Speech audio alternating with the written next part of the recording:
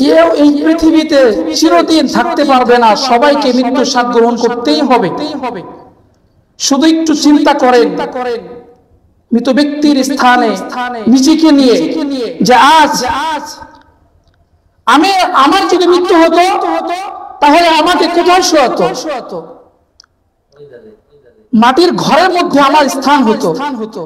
উনি হয়তোবা কালকের আগেও যে বাড়িতে ছিল ভালো একটা ঘরে ছিল, কিন্তু আজকে স্থান হয়েছে মাটির ঘর। আমাদের সবার স্থান মাটির ঘর। এটা আমাদের মনে প্রাণে অন্তরে একদম লিখিত আকারে রাখতে হবে, যেন অন্তরে অহংকার না ঢোকে। সবাইকে মৃত্যুর স্বাদ গ্রহণ করতেই হবে। জায়াতে কারিমা তেলাওয়াত করেছি সূরা তাহরিমের 6 নম্বর আয়াত। আল্লাহ রাব্বুল আলামিন সূরা তাহরিমের মধ্যে বলেন, ইয়া আইয়ুহাল্লাযীনা আমানু কু আনফুসাকুম ওয়া আহলিকুম নারা। ইয়া আইয়ুহাল্লাযীনা আমানু, হে মুমিনগণ, তোমরা নিজেদেরকে এবং তোমাদের পরিবার পরিজনকে জাহান্নামের আগুন থেকে রক্ষা করো। যাতে নিয়োজিত আছে পাষাণ হৃদয় ও কঠোর স্বভাবের ফেরেশতা। জাহান্নামের মধ্যে নিয়োজিত আছে পাষাণ এবং কঠোর হৃদয়ের ফেরেশতা। তা আল্লাহ যা আদেশ করেন তা অমান্য করে না, যা আদেশ করেন ফেরেশতারা তাই করেন। প্রিয় ভাইরা আমার, এজন্য আল্লাহ তাআলা সুন্দর ভাবে বললেন, তোমরা নিজেদেরকে, প্রথমে বলছেন নিজেদেরকে, তাহলে আমাদের আগে নিজেদের সুন্দর হইতে হবে।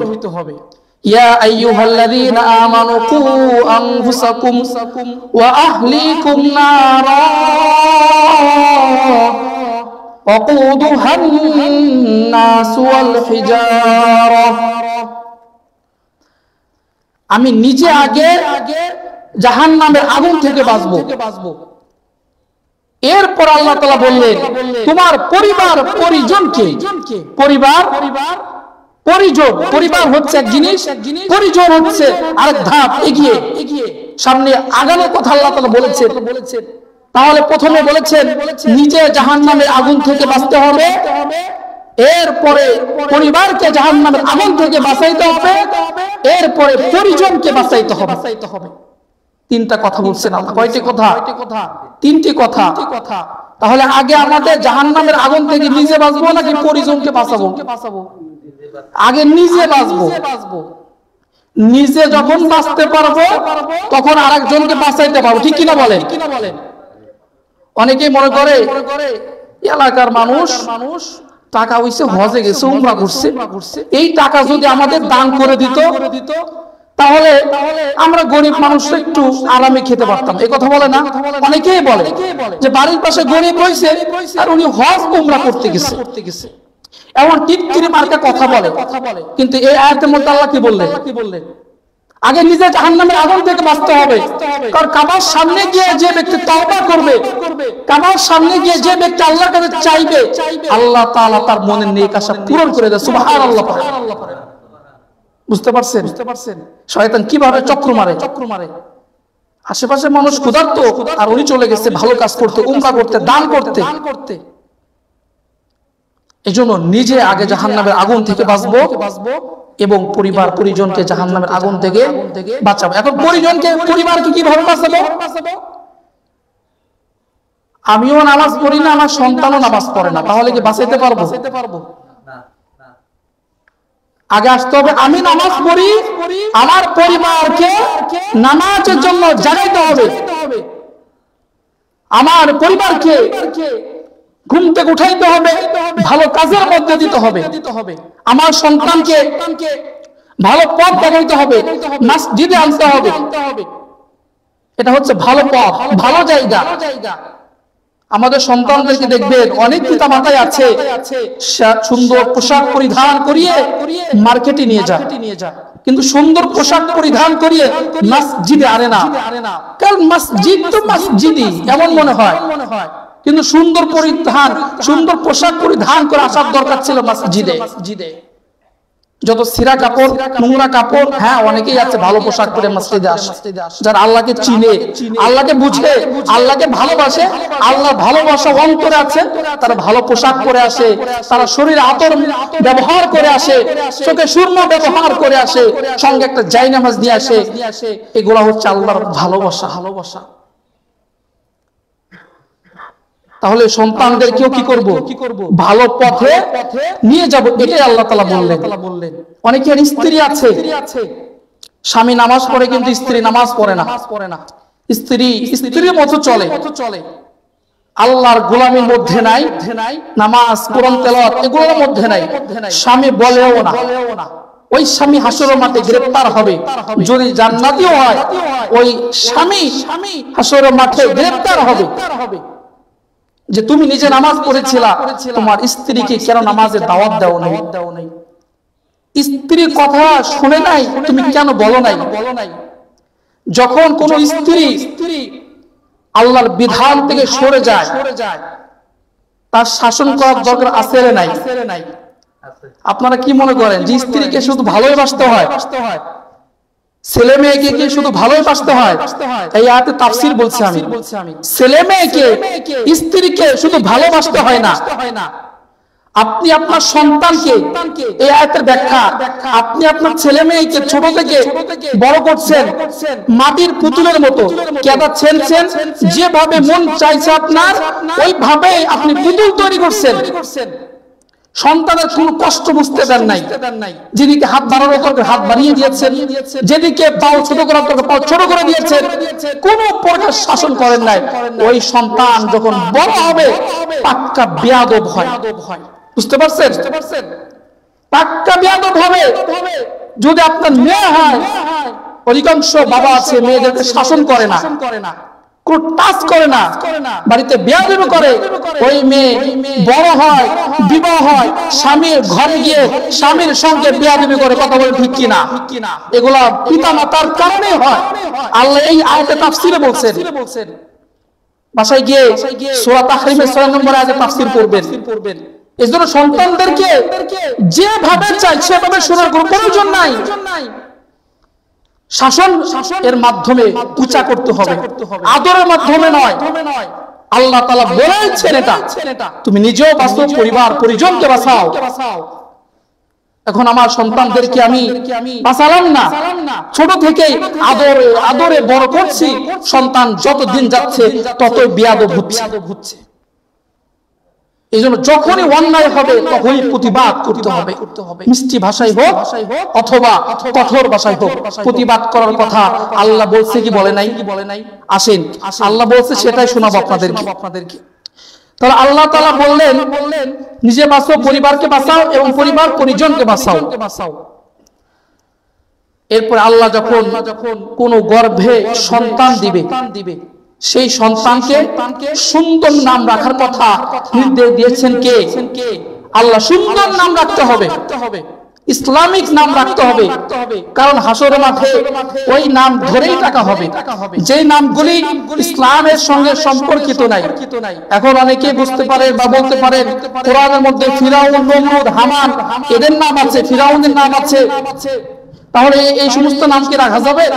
না না, সুন্দর নাম রাখার উদ্দেশ্যই না, কোরআনে যা আছে তাই রাখতে হবে। সুন্দর একটা নামের অর্থ হতে হবে নাম রাখার জন্য, সুন্দর নাম রাখতে হবে যেটা হাসরের মাঠে ডাকবে। তাহলে দ্বিতীয় নম্বর কথা কি শুনলাম? শিশুকে সুন্দর নাম রাখবো আমরা। এরপরে শিশু যখন বড় হয় 7 দিনের দিন মাথার চুল ফেলে দিতে হয়। এই কাজগুলি যারা করে না তাদের সন্তানগুলি বড় হয়ে মাথায় সমস্যা, পিতা মাতার সম্মান করে না। এবং 7 দিনের দিন আকিকা করা। কয় দিনের দিন? 7 দিনের দিন আকিকা করতে হয়। অনেকেই আছে আকিকা করে নাই, 3টা 4টা 5টা সন্তান হয়ে গেছে, জানে যে আকিকা করতে হয়, মেয়ের জন্য 1টি, ছেলের জন্য 2টি, জানে কিন্তু আকিকা করে নাই, ওইভাবেই রেখে দিয়েছে।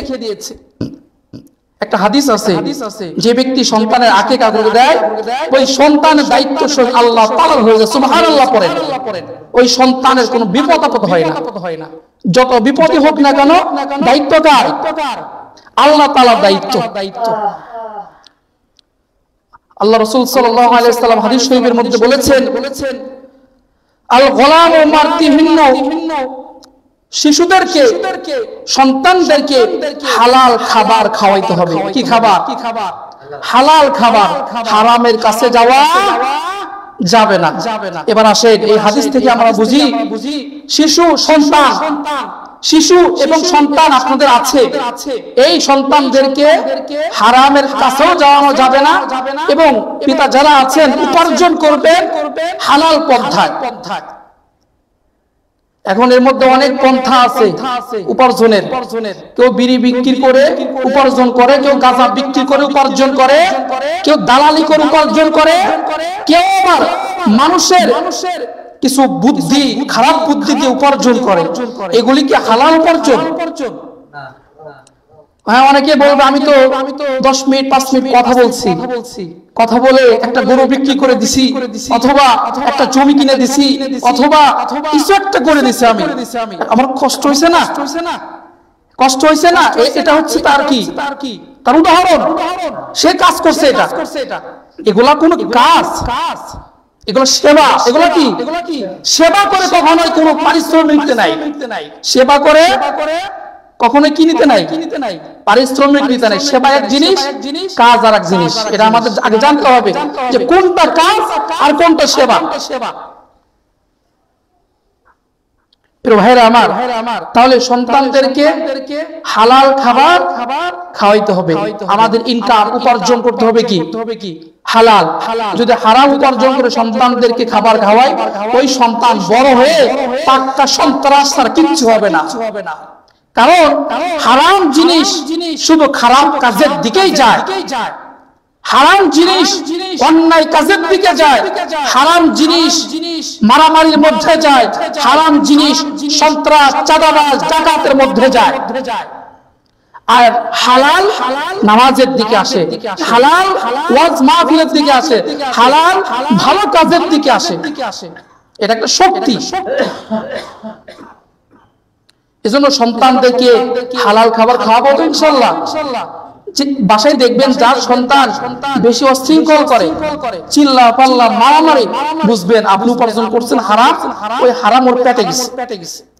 ওর পেটে যাওয়ার কারণে ওই সন্তান হিংস্র প্রাণী। কোরআনের মধ্যে এসেছে হিংস্র প্রাণীর মধ্যে চতুষ্পাদ জন্তুর মতো আচরণ করবে। উলাইকা কাল আনআম বাল হুম আদাল। চতুষ্পাদ জন্তুর মতো আচরণ হবে। আসলে চতুষ্পাদ জন্তু নয়, কিন্তু আচরণ হবে চতুষ্পাদ জন্তুর মতো। এজন্য যাদের সন্তান দেখবেন উল্টাপাল্টা করে, বুঝবেন আপনি কোন জায়গা থেকে হারাম উপার্জন করেছেন এবং সন্তানদেরকে খাবার খাওয়িয়েছেন হারাম, যার কারণে আপনার সন্তান আপনার কথা শুনে না, আপনাকে শ্রদ্ধা করে না, বড়দেরকে সম্মান করে না, ছোটদেরকেও স্নেহ করে না। তাহলে সন্তানদেরকে হালাল খাবার খাওয়াবো তো ইনশাআল্লাহ। নিজেও খাবো, সন্তানদেরকে হালাল খাবার খাওয়াবো। এবার আসেন আলোচনা শেষ আমার। গুরুত্বপূর্ণ একটা বিষয় আমাদের সবার জানা দরকার। অনেকেই আছে ফরজ ইবাদত নিয়ে কোনো প্রকার হইচই থাকে না, কিন্তু নফল নিয়ে হইচই পড়ে যায়। আমরা অনেকে আছি নামাজে দাঁড়াই, এটা আমাদের জানা দরকার। কিন্তু নামাজে দাঁড়িয়ে অনেকে বলি নাওয়াইতু নুসাল্লি লিল্লাহি তাআলা আরবা তাকবীরাতে, নাওয়াইতু নুসাল্লিয়া, ফিস করে অনেকেই বলে। অনেক মসজিদে এরকম আছে, অনেক ইমাম সাহেবগণ এভাবে বলে দেন যে নিয়ত সে জানাজার মাঠে হোক, মসজিদে হোক। আচ্ছা আসেন তো, এই নাওয়াইতু নুসাল্লি লিল্লাহি তাআলা এগুলো কোন কিতাব থেকে এসেছে আপনাদের জানা আছে? বলেন, প্রশ্ন করেন বাজান। সঠিকটা জানতে হবে না, আগে আসে সঠিকটা আমরা জানি। আমাদের নিয়ত থাকবে আমরা যারা মসজিদে এসেছি কিসের জন্য এসেছি, এটাই হচ্ছে আমাদের নিয়ত। আর কোন নিয়ত নয়। যত নিয়ত বলবে, যে বলবে সে জানে না, তা জানা দরকার। আরো পড়াশোনা দরকার, আর না হলে যেই পৃষ্ঠায় লেখা ছিল এগুলি সেই পৃষ্ঠা সে পড়ে নাই, পড়ার দরকার আছে না নাই? আমাদের নিয়ত হবে আমরা নামাজ এসেছি, এটাই হচ্ছে আমাদের নিয়ত। ইন্নামাল আমালু বিন্নিয়াত, এটা হচ্ছে দলিল। বুঝতে পারছি সবাই? তাহলে অতিরিক্ত, আমিও এক সময় যখন ছোট ছিলাম তখন তো এরকম আলিমের সংখ্যা কম ছিল। আমার দেশে নামাজ পড়াইতে আমি বললাম আমি তো নিয়ত জানি না। লাল কায়দা, ওই কায়দা ছাড়া আর নিয়তের কোথাও নাই।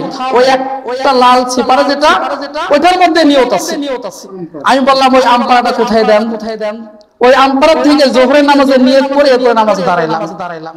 এরপর আসরে আমার নামাজ পড়াইতে হবে, আমি আর আসরে আসলাম না। আবার নামাজ পড়াইতে হবে, ছোট মানুষ, ভুল ত্রুটি যাবে। তো ওই দিন থেকে আমার চেতনা যে আসলে কি, আস্তে আস্তে প্রশ্ন করে দেখলাম আরে এগুলো তো কোন হাদিসই না, কোরআনেই নাই, এগুলো সব বানানো। তাহলে আমরা ফিরে এলাম তো নিয়ত কোনটা? আমরা মসজিদে এসেছি, এটাই আমাদের নিয়ত। জানাজার মাটি ইমাম সাহেব বলে দিবে ওই নিয়তের থেকে আরো যে দোয়াগুলো ছিল এটা বেশি প্রয়োজন ছিল। এটা কি বেশি প্রয়োজন আমাদের জানতে হবে আগে। কে কি বলবে? মুসল্লিরা করবে, সমাজ সেবকরা করবে। সমাজ সেবকে কোরআন না, কোরআন এবং হাদিস, এটা আল্লাহর এবং রাসূলের। এই কোরআন হাদিস দিয়ে দেশ চলতে হবে, কোরআন দিয়ে কথা বলতে হবে। এর বাইরে মানুষের সন্তুষ্ট করতে গিয়ে কোরআনের ভুল ব্যাখ্যা করার সুযোগ আছে? কোনো সুযোগ নাই। কথা ক্লিয়ার? তাহলে আমরা নিয়তের বিষয়টা পরিষ্কার হলাম। মসজিদে আমরা আসছি, যখনই ওযু করছি তখনই আমার নিয়ত হয়ে গেছে কি আমি নামাজ আদায় করবো। দেখছেন কত পরিষ্কার? যারা বাজারে যান নিয়ত করে যান, বাজারে যাচ্ছে এটাই নিয়ত, নামাজ আসছে এটাই নিয়ত, কাজ করছে এটাই আমার নিয়ত। কথা ক্লিয়ার? হইছই নাই কোনো। আমাদের সঠিকটা জানতে হবে। আল্লাহ তাআলা আমাদের সবাইকে আমল করার তৌফিক দান করে বলে আমিন।